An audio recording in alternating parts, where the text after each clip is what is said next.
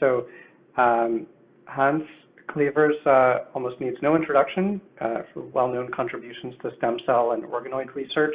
Hans is a group leader at the Utrecht University and UMC Utrecht, the Hubrecht Institute for Developmental Biology and Stem Cell Research, the Princess Maxima Center for Pediatric Oncology, and the Encoda Institute in the Netherlands. And so without further delay, I'd like to welcome you, Hans, to share your slides. And I'm very much looking forward to your talk.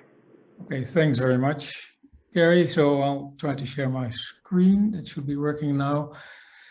Yeah, so what I'll try to do in the next 25 minutes, I believe, is I'll give you some background to the technology, the organoid technology that was developed originally in my lab, which is very different from IPS-based organoids, but has specific application. And I'll also give some examples as to how these types of organoids can be used. There's now an extensive toolbox around them, and they would be very useful for instance, building developmental maps, but also developing ideas around developmental tumors. I do have a small lab in our National Pediatric Oncology Hospital that we just opened a few years ago. We actually grow organoids from a number of these that were already mentioned, these very peculiar and extremely rare pediatric cancers that typically reflect early developmental stages that are transformed. There's none of these stories are finished, but essentially we use the tools that I'll show you in this talk. So what you see here is the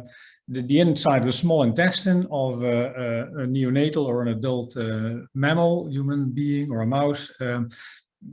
We found this very interesting because it's probably the most rapidly self-renewing tissue. So it's a steady state situation essentially in an adult, yet the tissue turns over every 5 days. So there's an incredible growth, very similar pathways that control development, essentially control the steady state of the adult gut, Wnt, Notch, BMP, etc., etc. So when we discovered the stem cells of the gut, this was done by Nick Barker, that drive this incredible system. He took up a Wnt target gene called LGR5 that later on turned out to be a key receptor for a Wnt amplifier called respondin. So it's also important for stem cells. So we proved that these mice, these green cells in the mice are the stem cells of the gut. Nick also discovered that many other tissues will have small LGR5 positive cells, particularly when there is active regeneration ongoing. And in all cases, essentially, these cells turned out to be stem cells, either shown in our lab or in many other labs around the world. So we now believe that LGR5 probably marks all epithelial cells during development and in adulthood that are driven by Wnt in essence. A number of things were wrong with these stem cells. They were very abundant. People always thought that stem cells are rare, but most importantly, these cells constantly divided. In the mouse with a cell cycle time of about 23 hours, that would not be compatible with the view of the adult stem cell, as most people in the field could hold this, because dividing means you have to copy your DNA, you can make mistakes, maybe you undergo degenerative effects from these mutations, but more badly, you might actually develop cancer. So it was believed that stem cells divide extremely rarely, and actually was used to identify stem cells. Label retention, you give them a DNA label, wait a long time, and any cell that still carries the label would be a stem cell. Well, that's maybe a good hypothesis, but it doesn't hold in tissues like the stomach or the small intestine or the colon or the skin. There turns out that the constantly dividing or very regularly dividing cells actually constitute the stem cells of those tissues. Now, when we saw that, we thought that we could copy what was doable for ES cells or IPS cells, that you could actually expand them in the lab. And Toshisato came up with a mix of growth factors that we knew from more or less random knockout mice that we made in a variety of signaling pathways. We knew we had to activate Wnt. Our respondin later turned out to be the ligand of our LGR5 receptor. We didn't know that, but it's a potent Wnt amplifier, epithelial growth factor, a BMP inhibitor, noggin, and we do this in 3D, inspired by 30 years of experiments by Amanda Bissell on 3D cultures of epithelial cells. Much to our surprise, we didn't get lumps of stem cells, which you would get with ES or IPS cells. We got these structures. They turn out to be mini copies of the gut epithelium with all of the cell types present in the right locations, even often in the right ratio. So very surprising that a single stem cell without any positional cues in a 3D amorphous gel can create these rather beautiful structures. They grow forever, much longer. So this was still mouse, what I showed you here, many, many years. And a mouse in a lab lives at most 3 years. Telomeres never got shorter. That's typically what we see in most of the organoids that we are growing. We never saw oncogenic mutations, so apparently under these optimal growth factor conditions, there is no way by which a cell can become more competitive than it already is in this optimal growth factor environment. However, to be sure that these are really normal cells, we collaborated with Mamoru Watanabe, and this is now a link to regenerative medicine. We in Utrecht, Toshi took a single stem cell from the colons of one of these mice that Nick made, the LJ5 mice. The mouse is marked entirely with RFP, so everything that grows out will be red. In Utrecht, these were grown up to about 100 million cells. They were then sent to Mamoru's lab, who had treated mice, these are adult mice, with DSS. This causes an inflammatory bowel disease-like syndrome in these mice that is self-limiting, by the way, which IBD does not tend to be often used for IBD research. The Dutch organoids were infused through the anuses of several dozen mice. And over the next few hours, they apparently know exactly where to go. They don't adhere to the healthy epithelium, but with their integrins on the outside, they adhere to exposed subepithelial structures, laminin, collagen, other extracellular matrix proteins. And they then fuse and merge with the existing epithelium and in essence cure these mice. In the real experiment, you see these are these large patches of essentially cured ulcers where the Dutch organoids have landed. By confocal, you can easily find them, but by any other marker, these tissues are fully integrated and they're fully functional for the rest of the lifetime of the mouse. They never develop into neoplasms, into cancers or adenomas.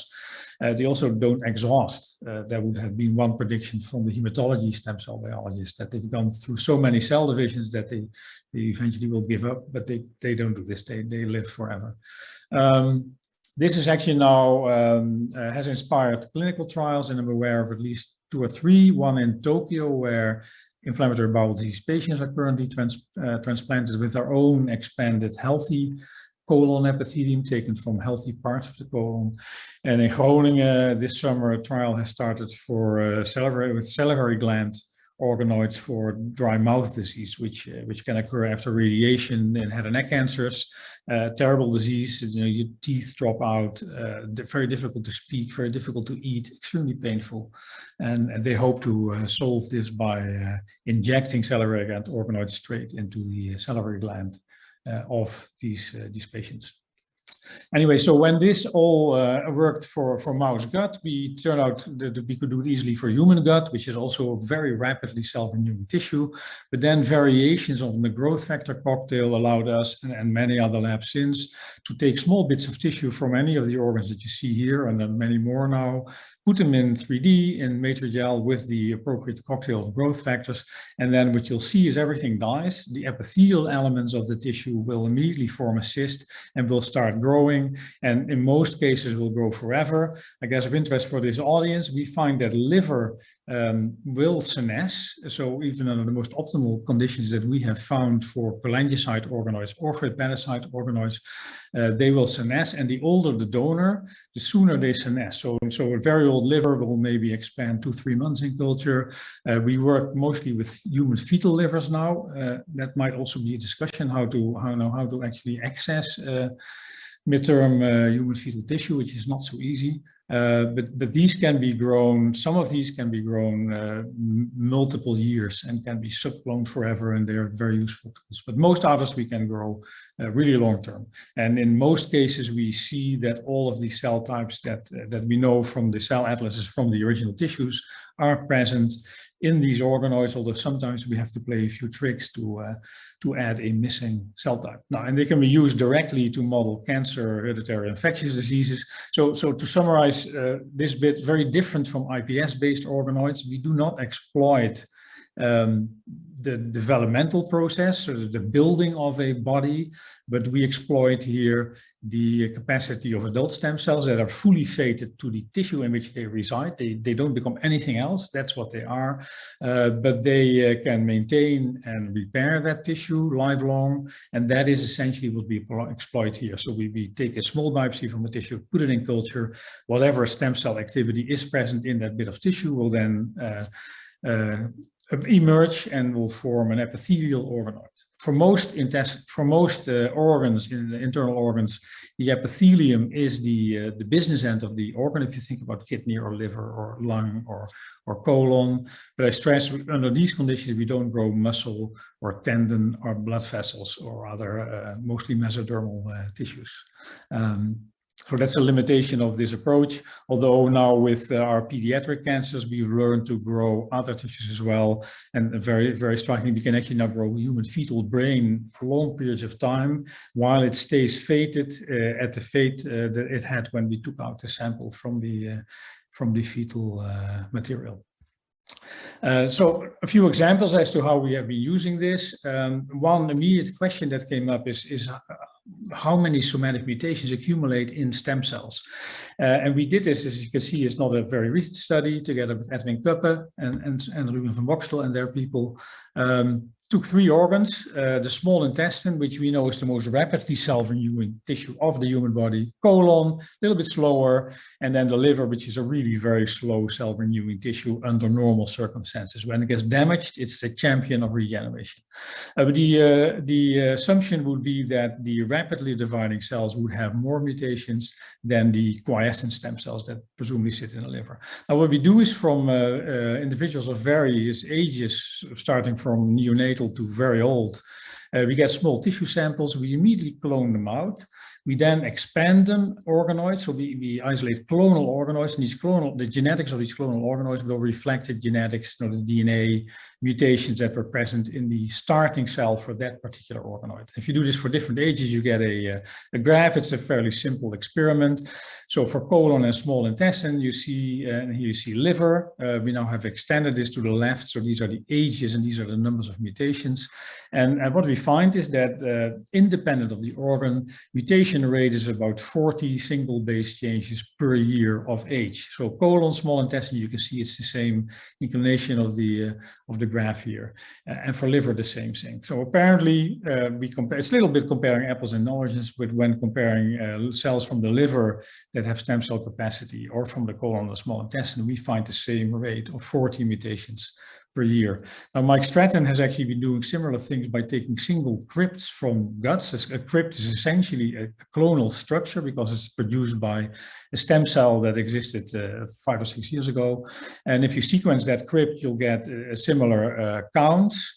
And they've done it was a bioarchives paper that just came online a few days ago showing this for a large number of different animals with different lifespans. And it turns out there's a very strict correlation between the accumulation of mutations and the lifespan of an animal. It looks as if the animal just optimizes its DNA repair systems to keep a tolerable level of mutations that in our case allows 80 or 90 years of life, but for mice will only allow 3 years of life. A second thing that we've been doing a lot is modeling interactions of human cells with elements of the microbiome. This particular paper was published last year. It actually was entirely thought up by these 3 PhD students, Cayetano in Jens in my lab and Axel in Ruben van Boxtel's lab. And they realized that at birth we get colonized with a number of bacteria that make up our microbiome in the small intestine, mostly in the colon. E. coli is probably one of the best known ones. What is not so much known is that E. coli come in a wide variety of different flavors, and there is one particular strain of E. coli that carries a pathogenicity island of about 60 kilobases, about 10 genes, and these 10 genes together can synthesize a polyketide. PKS is polyketide synthesis. That's called polybactin. And E. coli that carry this particular extra piece of DNA cause mutations or cause at least DNA breaks when they're cultured on top of cell lines like HeLa or Hep2 or something like that. So they're called genotoxic E. coli. Surprisingly, PKS E. coli is also a very popular probiotic that at the time when we were doing this was actually being tried out in about 16 different registered clinical trials at university centers around the world, prescribed by gastroenterologists. And we asked, is PKS, knowing that it causes double-strand breaks through this substance polybactin, is it actually carcinogenic? Does it cause mutations, and in particular carcinogenic mutations? While we were doing this, the structure of polybactin was proposed in 2 papers. We believe that this is probably the most correct one. It's extremely labile, so it's all indirect evidence. But the prediction in this paper says that polybactin can covalently bind to 2 adenosine residues, and if this would happen on 2 opposite strands of a DNA helix, this would be an interstrand crosslink that would not be compatible with life. And then somehow either the cell has to die or it has to get rid of this adduct here. And this apparently causes double-strand breaks, but we asked, well, this is actually the outcome of all of this. Does this result in mutations? And here you see what PKS, what the experiment is. So on the left, you see a strain of E. coli that has the extra bit of DNA with the 10 genes. On the right, you see a derivative thereof in which one of the genes was mutated, so it can, in theory, not produce polybactin. It's our negative control. And we can actually quite easily culture both strains of bacteria. As you know, they grow very well on agar. We pick these up in, I should say, the PhD students, Jens and Cayetano, and then inject them into human colon organoids that are clonal. So every cell essentially has exactly the same genome in this organoid, and then expose these organoids from the luminal side to this potentially mutagenic bacterium. And indeed, we see double-strand breaks as published previously for these E. coli. Every dot here is a gamma H2AX focus indicative of a double-strand break, and a negative control. In the entire culture, every organoid, every blue dot is an organoid, was injected by hand, and we only saw apparently only 1 single double-strand break. So this is as published. So then the idea was we now chronically expose these clonal organoids to these bacteria. The way this works is we inject on Mondays, and on Fridays we treat the organoids with antibiotics and passage them. If we don't do this, the E. coli will overgrow the culture. They don't need the human cells to grow, and they will actually kill off the experiment. So it was done for 3 to 5 months. And so now all of these cells on the left are exposed to the mutagen. On the right, they are not. So the question is now, are there any mutations? If we would directly sequence the organoids, we would not see much, because every individual cell would have its own mutagenic mutational makeup. So we expanded single cells after this 3 to 5 month exposure for a short time to make a small organoid to have enough DNA for a high quality whole genome sequence. And now we can ask, are there additional changes in the DNA of these cells? And here we score single base changes. I won't explain the systematics here, but this was set up by Mike Stratton. But compared to the negative control E. coli, where we see the background somatic mutations you will always see in culture, we noted these here. And when we then zoomed in and asked exactly what was happening, it turns out that single TA pairs either change into any other pair or they are deleted entirely. So you make a frame shift, and this happens in the context almost like a restriction enzyme site of an ATRH sequence where at -3 there is an A. And if you model this simply, you would say that polybactin as published, as proposed, would actually bind covalently to the A at -3, would then covalently bind to the A opposite the T that you see here, and then the cell has to solve this problem somehow, interstrand cross-link, and apparently in doing so, it either removes this TA pair or it changes TA pair into any other base pair. And these are extremely easily recognizable mutations. We then ask this entirely synthetic set of experiments and outcome, does it actually happen in real life? So we access 2 very large data sets, one in Holland from the Hartwig Medical Foundation, almost 4,000 metastases, whole genome sequenced. We ask, who of these cancers has the mutational signature? Turns out that the colon cancers, a subset of them have them. Fits very well with the fact that this is where these bacteria should live. You get the occasional head and neck, and bladder cancer, where it's also known that E. coli can live chronically. So that would fit with our, it's associative evidence. It doesn't prove that our bacteria are mutagenic, but the same thing was seen in a very large colon cancer cohort. Again, about 10% or so of the cases showed a high level of these unique mutations, and they hit cancer genes. So the way we scored them previously until what I showed you now, they can be anywhere in the genome, but particularly APC, which is the tumor suppressor that's lost as the first step in the formation of colon cancer. APC is an extremely good target for this mutational process, and we found many cases where APC appeared to be hit by polybactin, resulting in the loss of that TA pair or in the change of that TA pair that I showed you. To summarize, so the E. coli not only causes double-strand breaks, but it actually causes mutations that are easily recognizable. We find them in colorectal cancer cases, about 10% or so. This might, in the future, if this all holds up in larger cohorts, lead to a strategy to eradicate these bacteria, to find them and get rid of them before they start inducing mutations. And we would advise strongly against the use of these bacteria, as you probably understand, as probiotics. Finally, I think I have maybe another 5 minutes. We've also modeled real infectious diseases. This was early last year when COVID broke out, noticed by everyone, I assume. We noted that the receptor for SARS-CoV-2, ACE2, is probably expressed to the highest level in the human intestine. Also, the definitive subset of COVID-19 patients presents with GI symptoms, probably about 20%. They have diarrhea, they have stomach aches, they have nausea. This is not what lets them end up in intensive care units, but it might be a way of transmission. And some patients actually only have GI symptoms, but are clearly very positive for the virus.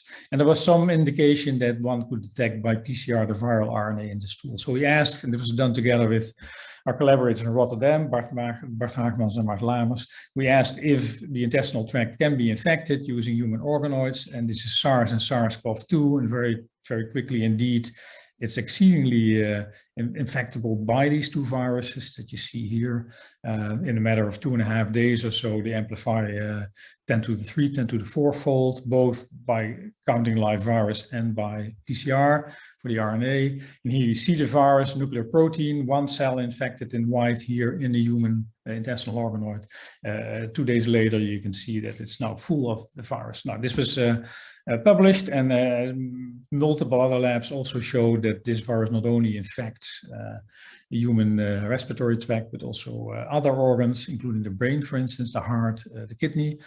We've taken this a step further by, I think this paper is now accepted, where we've asked, there were actually several whole genome screens done, genome-wide screens done with CRISPR for host genes that were important for propagation of the virus.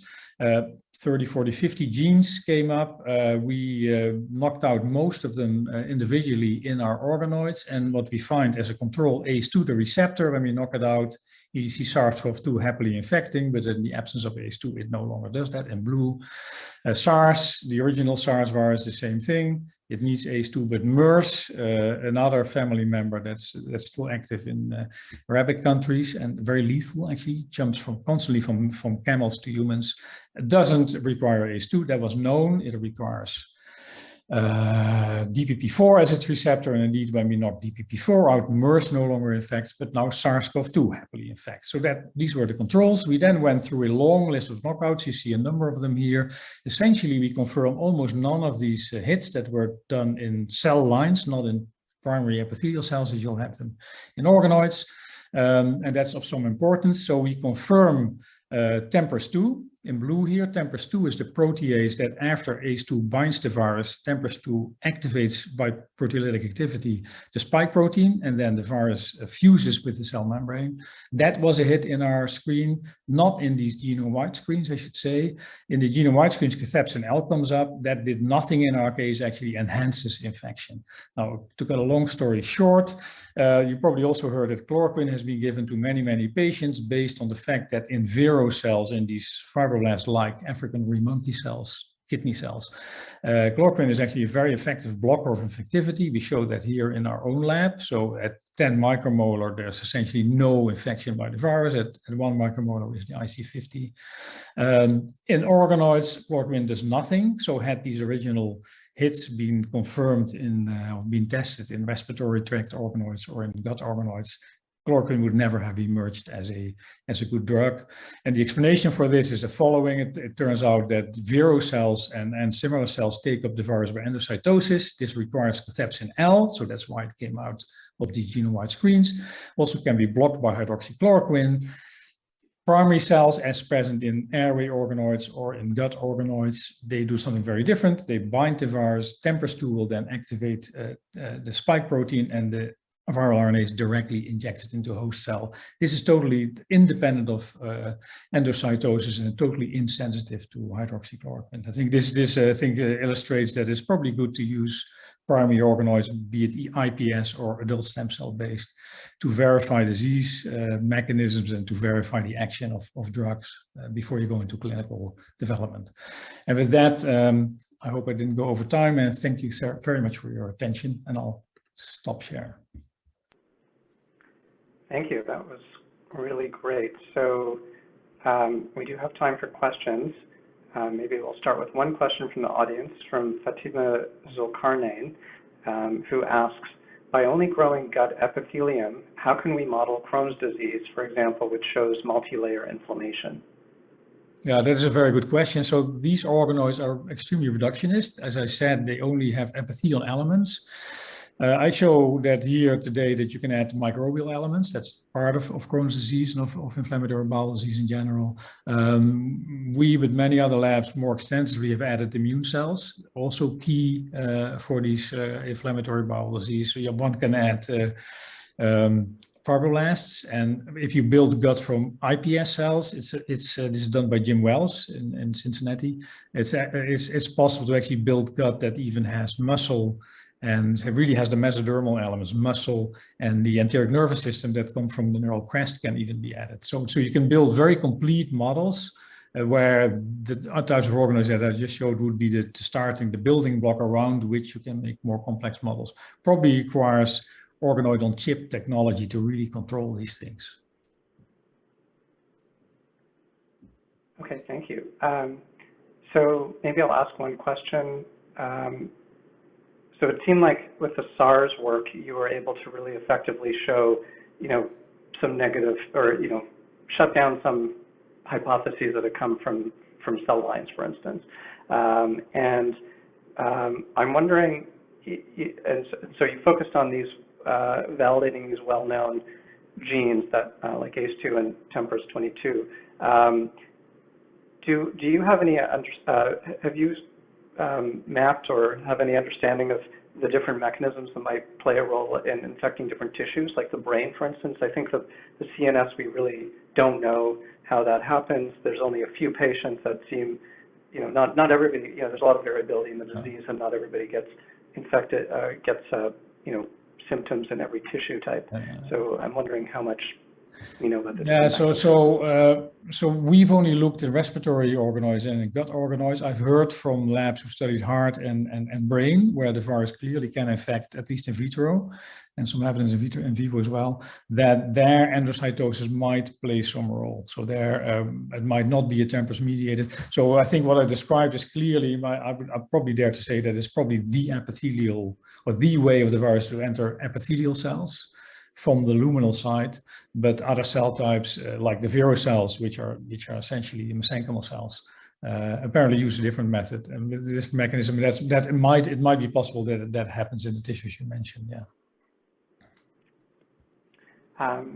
Okay, we have a question from Bruce, who's in the speaker room. I don't know if we can. Sure. You can unmute, Bruce. Can you hear me now? Yeah. Sure. Yeah. This is great work. About the mutagenic microbiome, it's a fantastic idea. How relevant do you think that is to something like Lynch syndrome? And can you model the NSAID suppression of mutagenicity in this model?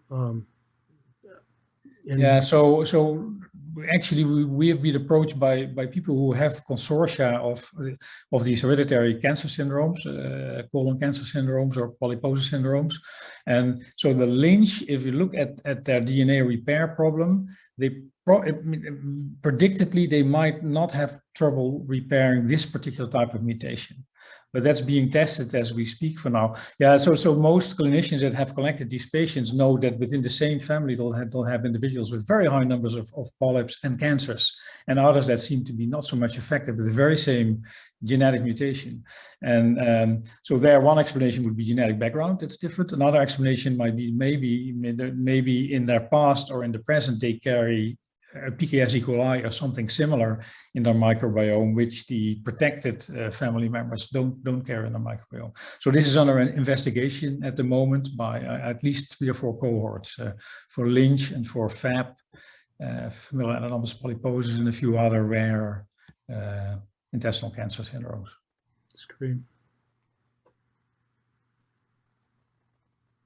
Yeah, I mean, it's very hard to do those clinical studies at scale, so that being able to model that in vitro, this is a microcosm of the power of the organoid model system. Thanks, Bruce. So I think we have to end. We're at time. There are some additional questions. If we get Hans, if you do have time, you can look at them in the question system through the online system. So I just want to thank you once again, and thank you to all the speakers from today's session. It was really fantastic, and all the recordings of these talks will be available after the meeting.